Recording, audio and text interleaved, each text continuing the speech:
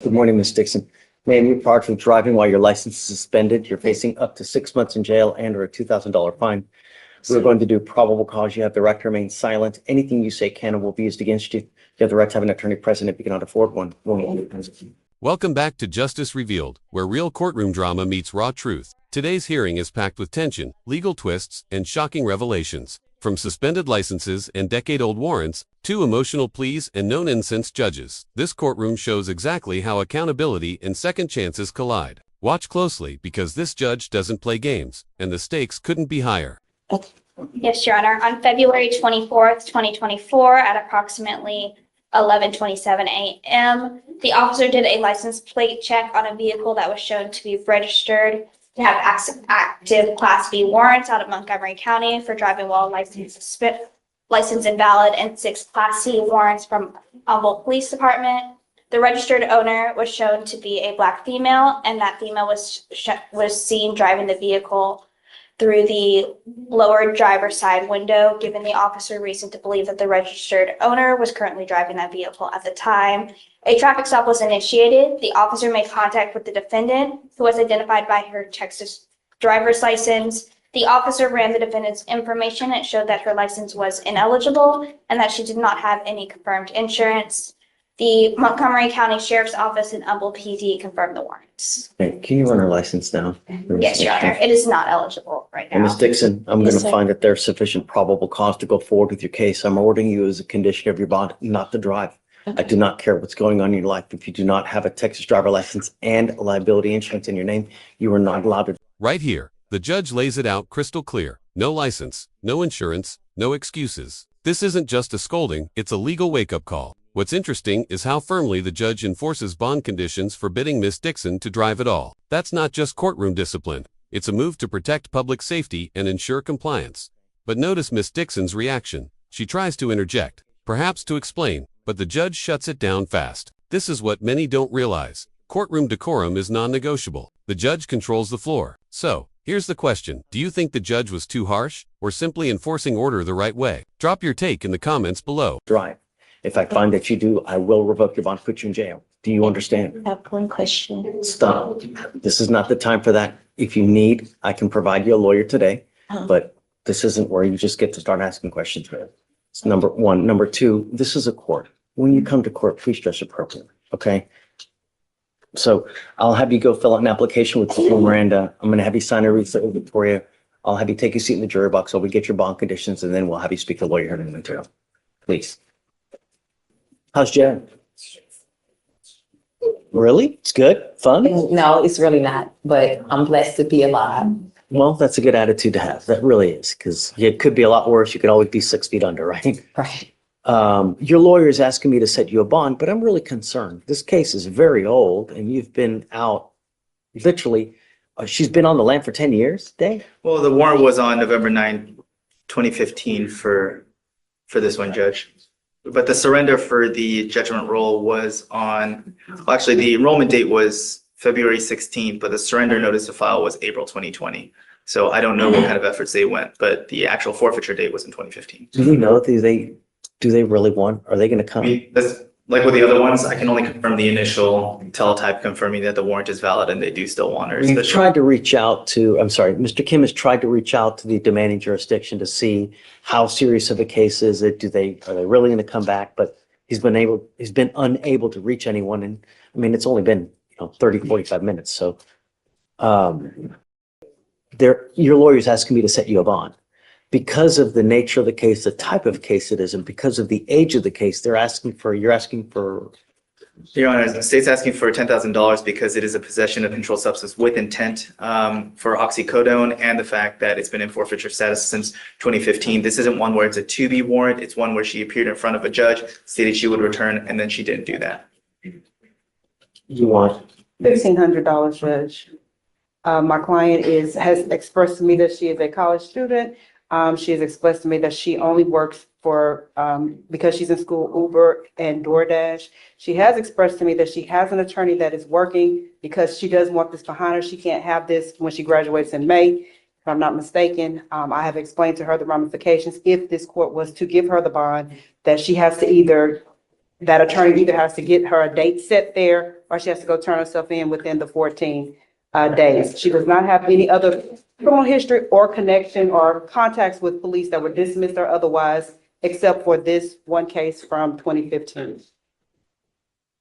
You know, the thing is that I have to set your bond sufficiently high so that you understand that we mean business. I'm not going to play this game with you again. If I set you a bond, it's only going to be one time. I won't do it again. You need to understand that there are serious consequences with the actions that you take now. I'm going to set you a bond. I'll set your bond at 5,000.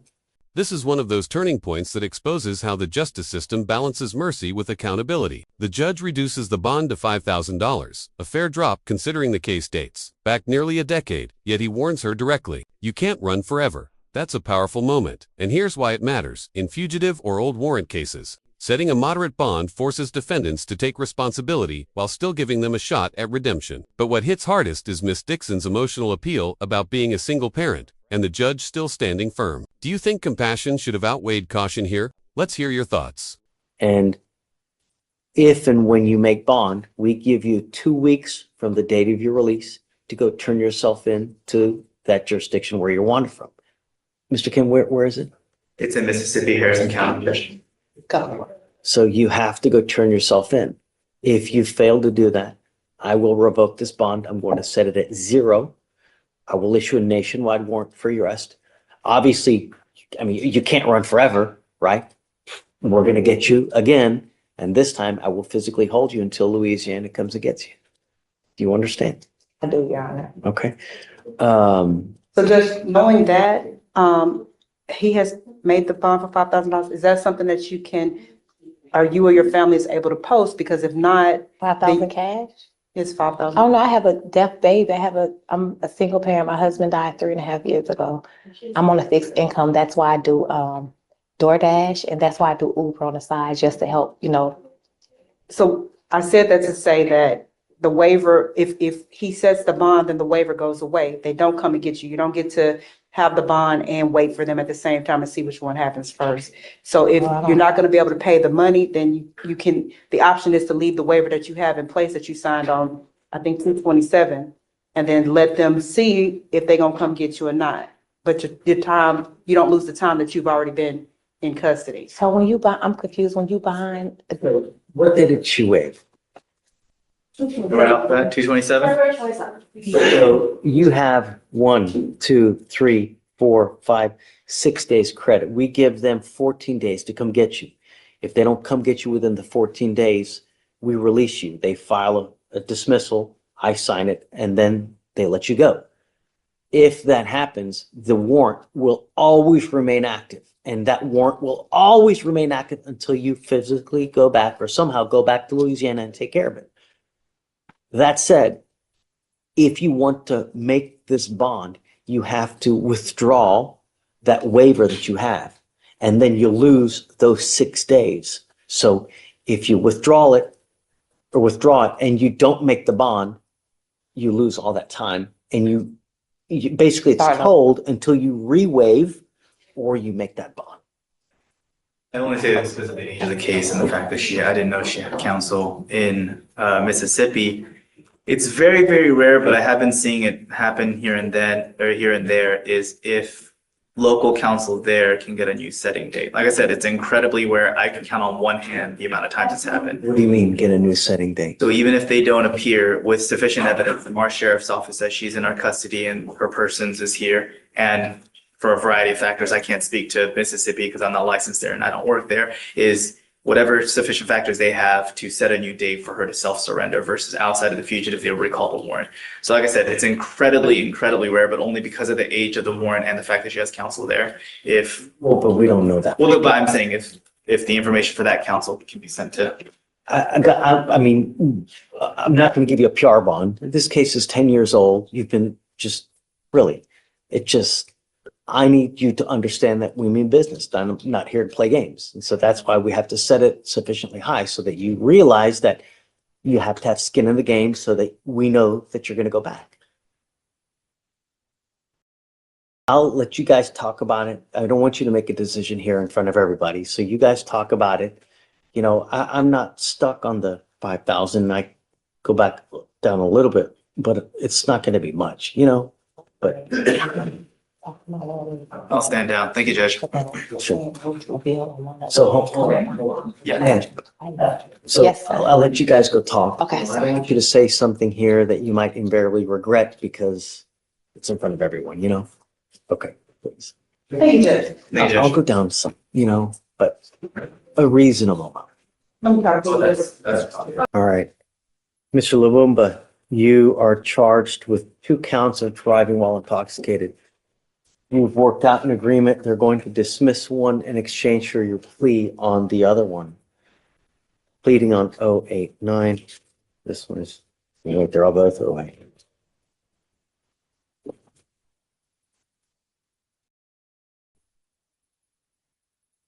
The agreement that you have is 180 days in jail to be probated for 15 months. As part of the agreement, you will do a DWI education class. You will do 3 victim impact panels. Substance abuse treatment. You will also do what's called a TRAS. The TRAS is an evaluation to see what other conditions you may need.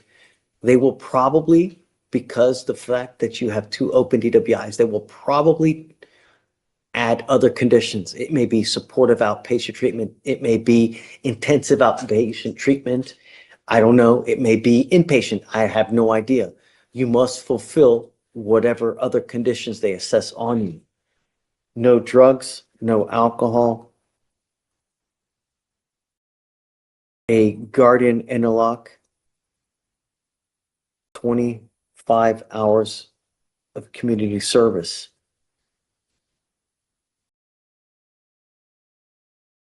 Is this how you understand the agreement? Yes, sir. You need to understand that one of these will go on your record. The other one is going to be dismissed. But because of the fact that you have at least one of these going on your record, officers will always see this forever. It doesn't matter where you are, whether you're here, whether you're in Maryland, whether you're Alaska. And if you get pulled over, an officer, first thing they do is they run your license. They're going to see DWI, DWI. If they come up to your car and they smell alcohol on you, what do you think they're going to do? Pull me out Not just pull you out. and brutalize, And what? harass me. Probably. I don't know for sure. But chances are they're going to see DWI, DWI. If they come up to you, they smell alcohol, it's probably not going to go well for you. So if I were you, even if you've had a sip of alcohol, don't get into a car because you're playing Russian roulette with your life. Do you understand? Yes, Judge. You're giving up the right to a trial, right to compel witnesses to testify on behalf, confront and cross-examine your accusers. If you're not a citizen, there are possible immigration consequences. You can be deported, excluded from the country, denied naturalization under federal law. You give up the right to appeal. So once you accept this agreement, you are done with this forever. You can never change this. Do you understand? This is what you want to do. How do you plead to the offense of driving while intoxicated? Guilty or not guilty? I'm going to find you guilty. I will send it to the agreement. I'm not going to suspend your license because you're taking the probation today. I don't know what DPS is going to do. They may suspend it. They may not. So do you know if his license is eligible now? So Your Honor, it looks like he has a New Hampshire license, driver's license, but he does appear to be eligible out of New Hampshire. Which one? A New Hampshire. Anyway, so if your license is not valid at this point, you are not allowed to drive. You need to get permission from us. You're going to be signing an affidavit with us today, promising us you're not going to drive. Do you understand? Yes. You said it was? It is eligible. It is. Oh, it is It is, eligible. yes, Your Honor, it's eligible. It's an eligible New Hampshire driver's Got license. it. Okay, as long as you have a valid license and you have liability insurance. So you must have car insurance. If you don't have car insurance, you're not allowed to drive. Do you understand? The other thing that you need is that if you're going to drive in whatever car you drive, you must have an interlock in it. Do you understand? Yes, Judge. So if I find that you don't have an interlock, it goes in lockout because you failed to pay for it. I'm going to issue a warrant for your arrest. If you don't remain in compliance with this, like you don't do your stuff on time, I'm going to issue a warrant for your arrest. If you're living in Maryland and I have to issue a warrant for your arrest, and they pick you up in Maryland, holy moly, you're going to sit in jail for a very long time.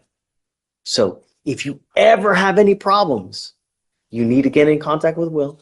You need to get in contact with the Shatoria, because if not, and it goes into warrant status and you get picked up on it, you're going to be sitting for a long time. Do you understand? Yes, It Judge. takes forever in a day to extradite someone from another state to here. I mean, we're talking weeks. Do you understand? I'm not asking much. All I want my street safe. That's it. All right. How do you plead to the DWI? Guilty or not guilty? Guilty. I'm going to find you guilty. Like I said, I'll follow the agreement. Your other case will be dismissed. Good luck to you, sir. Thank you. Are you working now? What are you doing with yourself? I found about a main Okay. and yeah, You're working currently. yeah. Okay. It's never about the money. I could give a rat's ass about the money. I don't care about the money. I'm going to waive all your fees. Okay. I don't care about the money. But what I care about is public safety. I'm now taking off around probably, $6,000 in fines and fees off you now, Mr. LaBoma. Thank you, sir. But if you pick up another DWI, if I see you pick up another DWI, from now on, you're facing not only a minimum of 30 days in jail, but a second DWI, it's a $6,000 surcharge. Get a clue. It's not hard. Good luck. Thank you. Thank you. We are done. You were Miss Smith, Yes, sir. and you're charged with possession of marijuana. You're facing up to 6 months in jail and or a $2,000 fine. We're going to do probable cause. You have the right to remain silent. Anything you say can and will be used against you. You have the right to have an attorney present if you cannot afford one. One will be appointed to you, ma'am. Okay. On February 1st, 2025, officers initiated a traffic stop on a blue Nissan Altima with an obscured license plate at the 13,000 block of Kirkendall Road in Harris County, Texas. The officer made contact with the driver and observed an odor of marijuana coming from the vehicle. The officer identified the driver and ran the ID and found that the defendant had an outstanding warrant out of Bell County and was taken into custody. The defendant stated that there was probably marijuana in the vehicle, but it was not her vehicle. The officer performed a probable cause search of the vehicle due to the odor of marijuana and found 0.275 ounces of a green leafy substance that the officer recognized from training and experience to be marijuana. It was found in the center console of the vehicle. What was she taken in for, do you know? Her warrant So she out had a of warrant Bell out of- County, I can run it and see what the offense is. And then also if you can run her license plate. Yes, Your Honor. She does not have a driver's license. Okay. Ms. Smith, I'm going to find that there's sufficient probable cause to go forward with the case. I'm ordering you now as a condition of your bond not to drive any vehicle whatsoever. You are not allowed to drive unless you have a valid Texas driver license and liability insurance in your name. These are part of your bond conditions. If I find that you violate these conditions, I will revoke your bond, put you in jail. No more PR bonds. Do you understand? Yes, sir. Judge, I'm not seeing any active cases. What I am seeing is that she was on probation out of Bell County for possession of marijuana. So it might be a probation violation. Ms. Smith, do you have the ability to hire a lawyer? No. Okay, I'll have you fill out an application. We'll see whether you qualify for an appointed lawyer. If you do, I'll provide you a lawyer today. Do not pick up any new cases. Above all else, do not drive. I don't care what's going on in your life. You cannot justify getting in a car and driving for any reason. Do you understand? Yes, sir. Okay, Deputy Miranda's going to give you an application. I'll have you fill up, I'll have you sign a receipt with Victoria, and then we'll have you take your signature. Ms. Hill, you were charged with driving while intoxicated. You're facing up to 6 months in jail and or a $2,000 fine. You guys have worked out an agreement where they're offering you 180 days in jail to be probated for 12 months. As part of this agreement, for you to successfully complete this, you must do a DWI education class, 3 victim impact panels. You must also do a TRAS, which is an evaluation to see if you need other conditions. If they assess other conditions, you What we've seen in this courtroom session is the real machinery of justice at work, from Miss Dixon's suspended license case to multiple DWI and possession hearings. Each story reveals the same truth. Judges aren't just handing out sentences, they're enforcing accountability. While trying to keep the streets safe, whether it's setting a tough bond, demanding treatment programs, or reminding defendants that driving under influence is a lie. These rulings carry lessons that go beyond the courtroom. So what's your take? Do these sentences strike the right balance between fairness and firmness? If you found this case as gripping as we did, make sure to like, share, and subscribe to Justice Revealed for more real-life courtroom breakdowns where the law meets human emotion. Must fulfill those as well. No drugs, no alcohol, no breath test refusal, meaning if you're pulled over in a car, an officer asks you to submit a breath test, you must do it. If you don't, you're in violation of this probation. No drugs, no alcohol, and a guardian interlock. Is this how you understand it? Yes, ma'am. You give up a lot of rights by entering into this agreement. You give up the right to a trial, right to compel witnesses to testify on behalf, confront and cross-examine your accusers. If you're not a citizen, there are possible immigration consequences. You can be deported, excluded from the country, denied naturalization. You give up the right to appeal. Once you accept this, this is a contract that we're entering into. You either complete it successfully. If you don't, I will issue a warrant for your arrest. You're looking at 180 days in jail. Do you understand? Yes, sir. You must do stuff on time. The other thing you need to understand that this DWI will go on your record. From now on, you're facing a minimum of 30 days in jail for any new cases that you pick up. The other thing is this, is if you get pulled over, I don't care if it's today, tomorrow, 5 years, 10 years, officers will see that you have a prior DWI. If you smell like alcohol, it's probably not going to go well for you. So I would never, even if whatever you're doing, even have a sip of wine, I wouldn't get into a car. It's a huge risk. Do you understand? How do you plead to the offense of driving while intoxicated now? I'm going to find you guilty. I will follow the agreement, sentence you to it. What do you do for a living, man? Judge, if I may, before we get to that, regarding the interlock, she does not have a car. She has not been driving. She's been operating under a no driving affidavit. I asked her today if she's going to get a car. I think she's still scared to get behind the wheel of the car. Chief said that we can talk about that condition here today. Okay, so you need to understand that if you're not going to drive, then, I mean, obviously we're not going to put an interlock if you're not going to drive, but you must have a portable device. You have to understand though is that we send orders to DPS in Austin so that every officer in the state knows that if you get pulled over, you're driving a car, you're supposed to have an interlock. If you don't, they're going to arrest you on the spot. So when you say that you're not going to drive, I really, really hope you're not driving, because if you do, it's just not going to go well for you. Do you understand? Yes, sir. You will be signing an affidavit with us today promising us you're not going to drive while you're on this probation. If you do eventually get a car and you want to, you can. I'm not going to suspend your license today. So I don't know about the ALR hearing, but if you have a license, the only restriction you have is you must have an interlock. So if you want to, you let us know, let your probation officer know, you get the interlock, and then you're free to drive. But don't drive until you get permission. Yes, You sir. understand? So what do you do for a living? I do citizen work with customer service for health insurance. The reason I'm asking you this, ma'am, is that there is a $3,000 surcharge that is normally tacked on to DWIs. It's huge business in the state. Anytime you pick up a DWI, it costs you a lot of money. We all make mistakes, but if you continue to, well, you endanger other people's lives. It gets so much worse. What I'm trying to tell you is I'm going to waive the $3,000 fee that normally would apply to you. You pick up another DWI though, it's a $6,000 fee. Do you understand? Not to mention a minimum of 30 days in Yes, sir. jail. Just don't get into a car. It's really easy. Even if you've had a sit, that's it. All right. Thank you, Judge. Good luck to you, man. Thanks, Thank you, Your man. Honor. Thank you. Yes, ma'am. Are we waiving all of them or just? So reduce it, and then we'll kill the 3,000, and then run the court costs as well. All right. Good luck, Ms. Hill. So you're charged with false report to a peace officer or to a police officer. You're facing up to a year in jail, up to 6 months in jail, and or a $2,000 fine. We're going to do probable cause. You have the right to remain silent. Anything you say can and will be used against you. You have the right to have an attorney present. If you cannot afford one will be appointed to you, sir. Your Honor, on January 17th, 2025, officers were assigned to an auto theft case. The initial police report was taken by a deputy who spoke with the defendant, who stated that he rented a 2023 Toyota Camry from Toro. The defendant stated that he was going out with his friends when he parked the car at a Walmart in Humble on January 16th.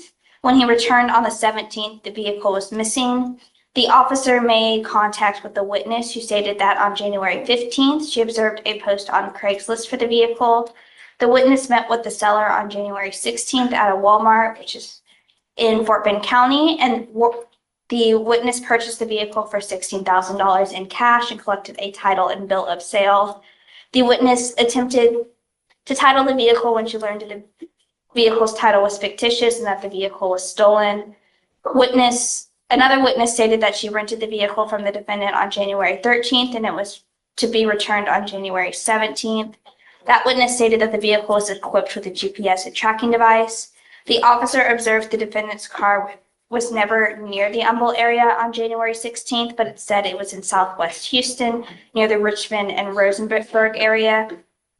The officer contacted the defendant again and asked where he parked his car so that he could look at the surveillance footage at the Walmart location.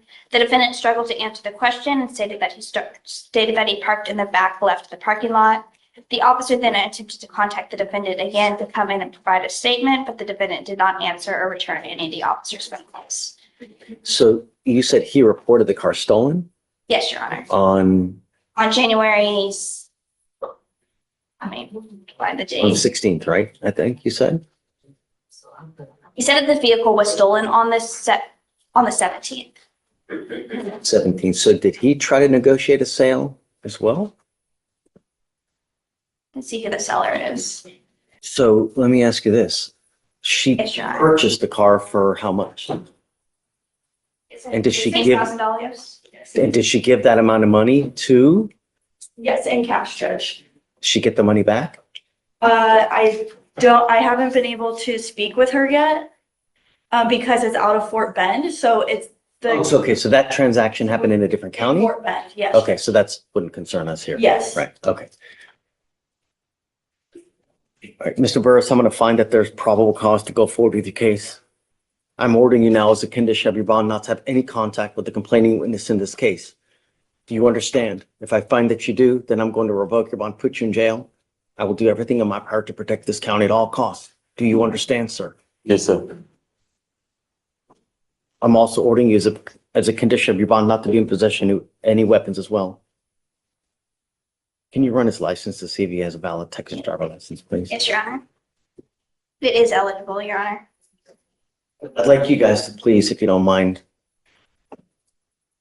do a rip, Yes, Your see Honor. if there's any restitution that's available in this case. Okay, I want to make sure that every party is made whole in this one way or the other. Okay, please. Mr. Burris, do you have the ability to hire a lawyer? No. Are you working these days? Yes. What do you do for, what I'll do is I'll have you fill out an application. I'll see whether you qualify for an appointed lawyer. First, I'll have you go to Victoria, sign a reset. After that, I'll have you take your seat at the jury box. So we'll get your bond conditions. Do not leave until you sign our bond conditions. Do you understand? Yes, sir. I will protect my county at all costs, Mr. Burris. If I find that you pick up a new case, if I find that you're a danger to my county, I will protect it at all costs. Do you understand? Yes, sir. Okay, come on.